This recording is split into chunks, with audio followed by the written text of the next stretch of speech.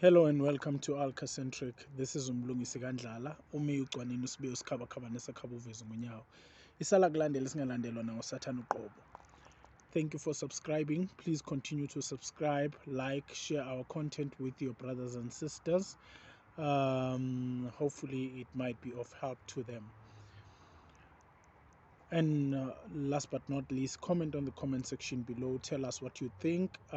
Disagree where you disagree. It's okay. That's exactly when we get to learn, when there's a discerning view. Today I'd like us to talk about spiritual liberation. In recent times, I have had an opportunity to learn quite a few things about African spirituality, and this has led me into a conclusion that until we are spiritually liberated, until we are spiritually free, we can never be truly free. A lot of people say, and to a certain extent I agree with them, say that until we are, what do they say this? How do they put it? Until we are, until our minds are free of colonial ideas. Okay, yes. Even Bob Marley says it. Emancipate yourself from mental slavery. None but ourselves can free our minds. So, I personally believe that an emancipation that we need as Africans is we need to emancipate ourselves from spiritual slavery, because we are slaves of religions. I'm not going to say any religion. Everyone knows the number of religions we have. We need to emancipate ourselves from spiritual slavery, because I believe spirituality is greater than your mind. God is a spirit. A human being is a spirit before he becomes flesh. And remember that even when you die, when you pass on to another realm, your spirit doesn't die. Only this flesh stays here with its mind.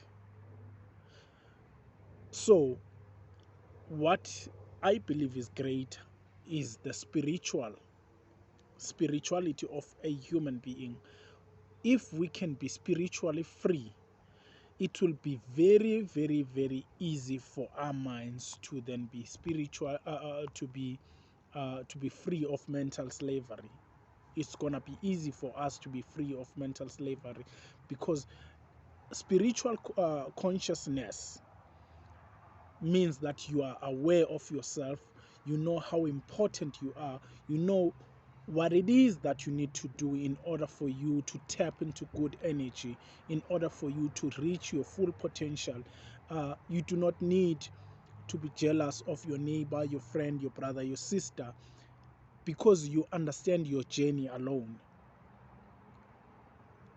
That is one thing that is very important about spirituality, is that one gets to understand their purpose. We all are born with a purpose. Every one of us has a purpose to be here. And I truly believe that everyone is born to serve. One way or the other, you need to be of service to people. One way or the other. A lawyer is of service to people because he represents those who are disgruntled by whatever. Even if wrong or right, it doesn't really matter. A doctor has to heal people. A teacher has to teach. So one way or the other, we need to be of service to each other. So understanding your spirituality and regaining your true form, your true spiritual form, will then take you to a place where you are free of everything that comes with the expectations of people and and everything literally that comes with this world and its expectations, because you now understand your journey as an individual. Now, coming back to us as Africans, if we can understand we can be free, spiritually free, it's going to be easy for us to be removed, to be free, to be free of mental slavery. It's going to be very easy, because spirituality, like I said, is higher than your mind. God is a spirit. When you are spiritually liberated, you regain awareness of quite a number of things. You are able sometimes to ask questions about quite a number of things, and it is easy for you to get answers. One day when I was in a hill, I don't want to say a mountain, I was in a hill, standing on top of a rock. It was a very sunny day. I was just talking to myself, nature, and God. I wasn't praying, and I was in pahlaring. Pahlaring is actually talking to your ancestors, kneeling. That's what we do as Africans who practice our spirituality. We phahla. That means we talk to our ancestors. We either light a candle, or we burn a herb called impepo and talk to our ancestors. We kneel and talk to them. So that is ukuphahla. So I wasn't doing any of those things. I was literally talking. I was not talking. I was not thinking. I was out speaking my thoughts. So as I was talking to nature, myself, and God, something came to my mind that I was not aware of. Basotho people call God Ramasedi. Ra is father. When you say Masedi is lights, like let's say there's a candle light, there's a bulb, there's these different lights. So it's Masedi. Those are lights, not just one light, because it's Masedi, it's lights. And then, and as I remember saying this out loud, Ramasedi wohle. Basotho say that, meaning father of all lights on this earth. And then I realized something, that when they were actually the old Basotho, when they were talking about Ramasedi, they were actually talking about the sun, because no light is greater than the sun. I'm not talking about the sun, Jesus Christ. I'm talking about the sun that powers our minds, our brains, our melanin, plants, like that gives energy to quite a number of things, and it gives light as well. So Ramasedi, father of all lights. You see, the point I'm trying to get to is that when you try and become in tuned with your true self, you begin to discover these small things, these very small things, like when you go to ancient Egypt, you will understand they have Amun Ra, which is God, Ra. You then have Ramasedi, Ra.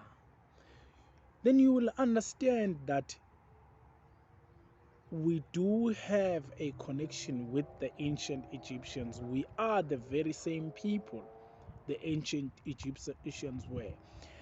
I believe in my heart of hearts and spirit of spirits that the people who built pyramids were highly spiritual people.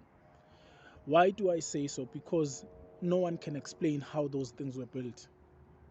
They are so great that It's not about how tall they are, but how they were built without the machinery.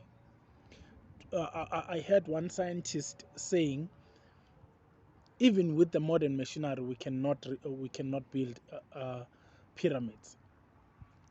So you now understand that these people, some say, the West says aliens built pyramids. Oh well, if it's aliens, maybe we are aliens that they are talking about. The point that I'm trying to get to is that we are capable of building things that a man cannot explain. We are still capable of that. We just need to reach our true spiritual form, and the minute we get there, everything will fall into its own place. We will regain our power as the father of a humankind, as a father and mother, because all these races are children to us. We will regain that power. That power will be brought back to us because we are in tune with who we are. And the only way we can be in tune with who we are is through spirituality, is through being spiritually aware. There's no school that you're going to go to that will teach you how to build those pyramids. They still don't understand. With all the education they have, all the technology they have, they still do not understand how those things were built. That's how magnificent they are. We built the great walls of the great Monomotapa. We built the Great Wall of Benin, which is longer than the Great Wall of China. We built all those things. We are capable of building even better, of getting to a better position. We just need to be spiritually aligned. Let us try by all means to get back to our spirituality so that we can regain our power. I do not want to dwell too much on this one, but in the near future, I'm going to revisit it because I think it's very, very important for us to regain our spiritual form or spiritual power. Thank you for watching. Please comment on the comment section below. Like, share with your friends and family. Maybe it will be of help to them, and it will help us get back to our true form, because this doesn't not need a single person. It needs every one of us to be in tuned in order for us to get back to our true self. From Ucwanini, Diti Kamako.